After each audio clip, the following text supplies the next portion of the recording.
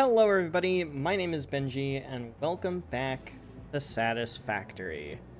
Now, I'm kind of opening this recap at the end of stream, rather than at the beginning of stream, just because, A, this place is awesome, and B, I want to save the reveal of, well, I guess not save, but I want to give the reveal of everything here. So, this is Thrust 3. We're in the middle of Thrust 3. I think I talked about all the thrusts. If I didn't talk about all the thrusts, I'll talk about all the thrusts now. So, our Phase 5 plan, if we remember correctly, involves making the biomechanical sculptor, the AI expansion server, Stick 5, these two at 4 per minute, because we need roughly the same amount of them, and this one at 15 per minute, because I decided to go really overkill on that one for whatever reason. I don't really know. Looking at it now, I probably could have just done... Well, no, I guess times 4 would be 16 if we're doing 4 per minute. 16. Okay, so maybe I didn't go overkill. Anyway, doing all of these things requires a lot of resources. Biomechanical sculptor, assembly director system, kinda sucks. Adaptive control unit, supercomputer. Everybody knows supercomputer. This... yucky, yucky, yucky. Do not like. AI expansion servers. Also, do not like. And last but not least, the ballistic warp drive.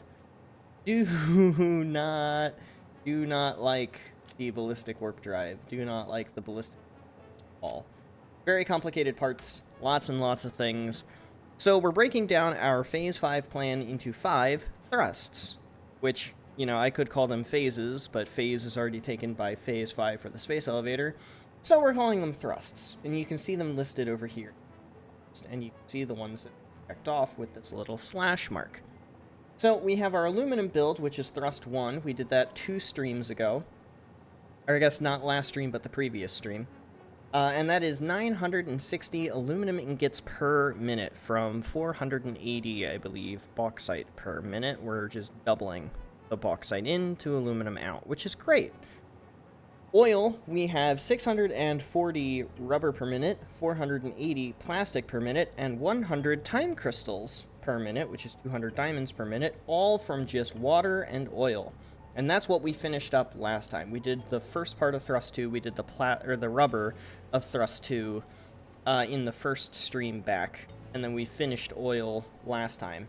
Now we're on Thrust 3, which is the train logistics, because we need a lot of resources from all around the map, except for iron, because iron is literally everywhere. I mean, it's just everywhere. It's just everywhere. It's ridiculous. So we need all of the iron, and then we also need coal. And you can see the train station for coal way off in the distance over there. You can, like, maybe if I get, oh yeah, no, I can zoom in like crazy. Look at that. Boom. There's the coal. Caterium is like somewhere way the heck over there, I think. Give or take. Like, oh. Took a picture. It's not what I meant to do. But it's like somewhere over there. And then copper. You can see one pure copper node there, one pure copper node there. There's another one. There it is. It's hiding. That one. So those are our 3 pure coppers. And actually looking at them, that could probably just be like one stop center belt. Also limestone. I'm pretty sure that's a pure limestone. That's a pure limestone, I think. There's another pure limestone somewhere over this way, I think. So we need all of that. Sam, we actually already have taken care of. We need a whopping 1440 SAM per minute, which is, conveniently, 3 pure nodes, which is great. So we have this pure node, which we did a very long time ago. Then we also have this pure node, which is kind of up on this big spiral mountain thing here, and that's right next to our aluminum facility, so I can show that off. And then we also have a pure SAM node here, in the swamp, which we passed before as we ran our train line through the river, or forest, or whatever the phrase is. So that's that. And you'll also notice, I'll explain in a little more detail, but these are all 1-4, one locomotive 4 cargo wagons. And these are all 1-2, except for this one, which is mine. This is my personal one. Also, the vaporwave dimension, we'll get into in a minute. So these are our quote-unquote low distance travel items / lower throughput travel items. So this includes things like, go down here and we'll take a look. The quartz, which I forgot to mention the quartz. The quartz is way up here. Way up here. You probably can't see it. No, you can't see it. It's not rendering that far. So the quartz, the limestone, because it's literally right over there. The caterium, because it's literally right over there. The copper, because it's literally right over there. And the coal, because it's literally right over there. Those are all of our low distance / low throughput items. Like 1,000 per minute or less, except for copper, which copper is 2880 per minute. 1,200 of that goes straight into copper powder, which is a great time. Then we have our long distance items. So that includes this one, which should be a water station. P5 water. Load. P5 for phase 5. So water is not going to be coming from very far, but it is going to be coming in high quantities. There's some water. There's some more over there somewhere. Around. It's another well. And then there's some over by the quartz. So that one's going to be the furthest. You'll notice there's 3 waiting bays, so there's going to be 3 trains going back and forth getting water. Because for the water, we need... okay, so that doesn't actually have the full number on it. I don't know, it's like over 4,000 per minute, which is crazy. Then we have Sam, and that one is distance. It's only 1440 that we need per minute, but you'll notice, like, that one is the closest, and it's still really, really far. And this one is about the same distance, a little more direct in the train line. This one has to go the whole way around. This one just kind of makes a stop. And then this one is way out in the boonies. So that's like a whole thing, and that's gonna suck. The aluminum, same thing, way out in the boonies, gonna suck. This one, the rubber, all the way in the south corner of the map. Rubber, well, I guess this one's rubber. This one's plastic and time crystals. And then this one is nitrogen. And the nitrogen is actually just coming from the nitrogen station over that way. So that's like the first thing that I want to do at the beginning of next stream is switch this dune nitrogen gas load from being used in the advanced aluminum facility to having the advanced aluminum facility use the nitrogen that's like down here somewhere. That way we can use this nitrogen and cut the travel time and cut the engine foot here. So that's why all of these are 1, 2, and all of these are 4.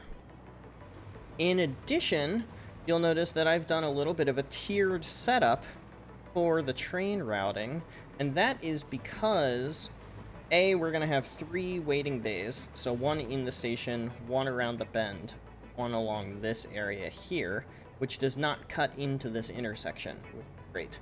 Same way over here as well. You've got this one, 1 around the bend, 1 here, and technically these could have 4, which I might do for the copper, in all honesty, because the copper is going to be kind of crazy. But we've got the input line and the output line not not intersecting with one another at all, which is a very good thing because that helps with train throughput. Basically, when a train comes in, the only thing that's going to be stopping it is a train ahead of it. So if a train comes in and it needs to go to the next station, and a train's behind it and needs to go to this station, this one will just go forward, and then this one will go this way, and it's fine. It's just merges and splits, which really helps with the logistics. There's no crossing. Then same thing with the trains coming out of the stations. This whole area here is one block. So a train will leave this station and then merge onto the main line and go off into the world. And then same thing the whole way back. It's just about merges and splits, merges and splits. Absolutely zero intersecting, which helps immensely with the logistics of the train balancing, especially because we're going to have three trains, one or maybe two trains, probably two trains, probably two trains, probably two trains. That's my personal one. At least two trains, probably one, maybe two trains, 3 or 4 trains, and probably 2 trains again. We're probably just going to do 2 at like a minimum for all of these. One that's loading and one that's off at the other station, theoretically speaking. So that's a lot of trains! That's a lot of trains coming in and out of this place, so I had to do something to help with that. And I could have even done more. I could have had each one on an isolated input and output lane, but that would have required a lot more space, and this is already pretty beefy, so I really did not want to have to do at all. Now, that is kind of like the future stuff, and again, like I said, I'm starting at the end of stream, talking about future things, and now we're going to work our way backwards. So we also did some singularity cells, which is for the vaporwave dimension, aka the main portal. Shout out to my moderator, Hoodie Boy, for coining that term, the vaporwave dimension. So these portals are linked to home. There's a portal back home at like the main area here. You can see it there. There's a portal at the aluminum production facility for Phase 5. And there's a portal over here for the oil facility for Phase 5. So we've already seen the aluminum facility. I did a whole tour of that. We've already seen home. I haven't really added much except for an elevator. So let's embark in the vaporwave dimension and go to the oil facility. And I think I remember in the last recap I mentioned something about this being here, and now it is here. You'll see our fuel generators are going because we're making plastic, so we have our excess fuel. Rubber we talked about. We talked about this whole thing. I have yet to put the finishing touches on the actual decorations here. So bear in mind, this will all be walled in, glassed in, something later. So let's leave this for a little bit, and let's go talk about our plastic loop. So kind of the same way as the rubber loop, we have our initial product being the opposite of what we want. So we have our oil going into rubber here. That rubber and heavy oil residue produced at the same rate of 240 goes into a pipe and a belt. That heavy oil residue pipe of 240 comes around and combines with water, which is harvested directly underneath the platform here. 480 water per minute, by the way, to create 480 fuel per minute, of which we only need 240. So half of this fuel combines with the 240 rubber per minute in these refineries to make our recycled plastic. Then that recycled plastic all condenses onto a single line and goes into a sink when it overflows. It's currently full on else, which is great. Then the rest of that fuel, since we don't need it anymore, goes down into that buffer underneath of us here. Trying to see it through the glass. Goes underneath and down into lovely, lovely fuel, giving us a little bit of boosted power. Very nice. Then, of course, the other product here, with these beautifully in sync particle accelerators, is our diamonds and time crystals. And so this one is just using the crude oil to diamond alternate recipe, which is very nice. Overclocked a little bit, so it's very expensive in terms of power, which isn't the worst thing in the world because I have so much power. which is nice. I mean, like, if we check out the power grid here, our maximum consumption is half of our total production, and we're not even at that max consumption. So I think we're going to be all right in terms of power. Probably. So this makes 200 diamonds per minute, which condense onto a single line. And then that single line goes and splits roughly equivalently. I mean, there's a little bit of math going on here because, or I guess not math, but a little bit of overflowing, not perfect splitting going on here just because of the fact that it's a 10 ratio and splitting in 5s and 2s doesn't really match with 10 and 5 very well. But this is just the standard time crystal recipe. We just take diamonds and we time crystals out. Then those all condense onto a belt and go into the plastic train. The rubber is being produced at enough of a rate that I feel like it deserves all 4 train cars of a 1-4 train. However, the diamonds and time crystals are only produced at 100 per minute, so I feel like those are fine to just go in single train car down here. And so we have plastic, plastic, plastic, time crystals, rubber, rubber, rubber, rubber. And that works wonderfully. You can see here the plastic is fully backed up. The time crystals are actually getting there, which is kind of nice. And our generators are getting us lots and lots of power with our little geothermal generator as like a center base. So my next off-stream activity is going to be to make this place look beautiful on the top floor, just like I did here on the bottom floor. And then our first on-stream activity is going to be to take care of that nitrogen node, which I can't actually look at anything in the vaporwave dimension, but that's okay. So yeah, the nitrogen gas is like somewhere around here. Switch these train routing around, and then repurpose this one. So that's 1 resource done. Technically 2. That's 2 resources done. More than that even. That is 1, 2, 3, 4, 5, 6, 7 resources done out of 11 resources left to go.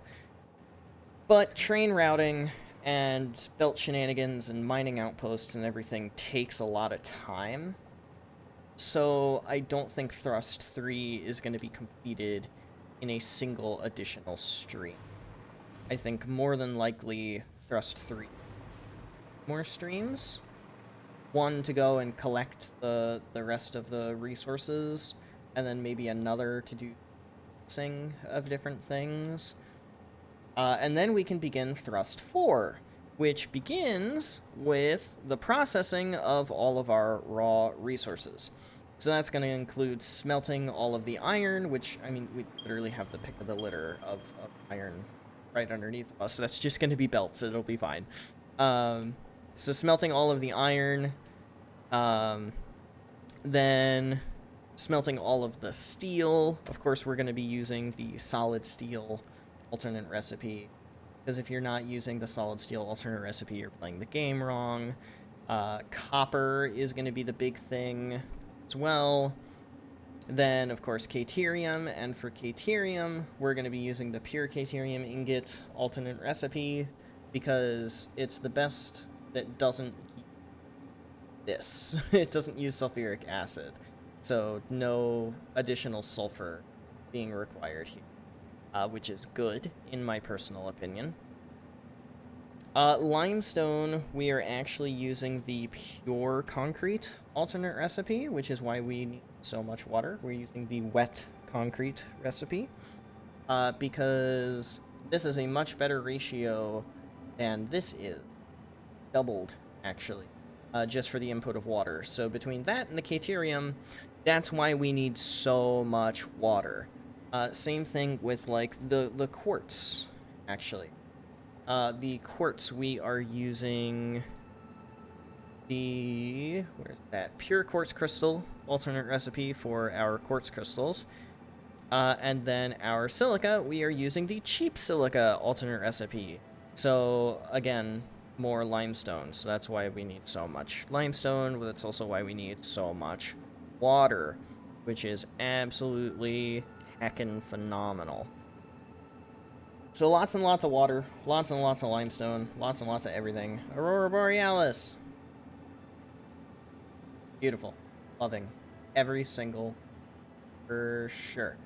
And yeah, I think that is pretty much it. That's thrust 4 is just processing all of those things and then beginning on the intermediates, which I'm kind of considering the intermediates everything that's not actually a space elevator part.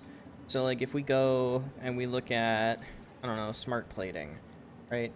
Smart plating is project part number 1. So this counts as thrust 5.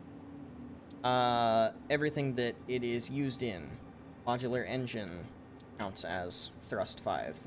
Propulsion rocket counts as thrust 5. The rest of the space elevator parts, assembly director system, that counts as thrust 5. Biomechanical sculptor, that counts as thrust 5. Adaptive control unit, modular engine, versatile framework, automated wiring, all of these things count as thrust 5. Whereas their input components, like stators, cable, high-speed connectors, heavy modular frames, computers, etc., that kind of stuff all is going to count as thrust 4. So thrust 4 is going to take a very, very long while to get done. But, you know, at the end of the day, that is more than okay. But that is actually going to be it for the stream recap. Basically, last stream, we just did this and finished thrust 2. So next stream, we can finish maybe thrust 3, probably not, and then start moving on to thrust 4 in the subsequent stream after that. So that is going to be it for me for today. Thank you everybody so much for watching. I hope you have enjoyed. But without further ado, adios, sayonara, au revoir, hasta la vista, das vidania, evidentien, ciao, and goodbye. Please have yourselves a fantastic rest of your day. Get some sleep if you need to. Don't forget to stay hydrated. This stream, video, whatever, is in the bag. And I will see you guys on Monday, whatever the Monday is. Yeah, 7 p.m. Later.